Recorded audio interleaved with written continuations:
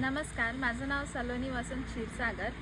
मी यवतमाळ जिल्ह्याची आहे आणि माझा विषय आहे आजचं संवर्धन उद्याचे सुरक्षित भविष्य.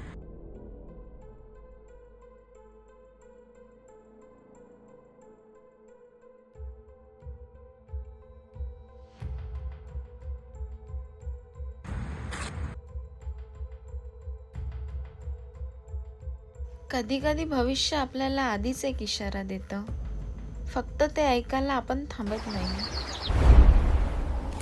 आज पाऊस आहे, हिरवळ आहे, पाणी आहे, म्हणून कदाचित आपल्याला त्याची किंमत जाणवत नाही.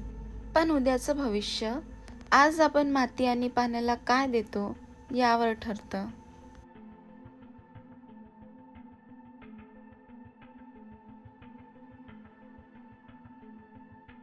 उद्याचं सुरक्षित भविष्य हवं असेल तर संवर्धन आजच सुरू करावं लागेल.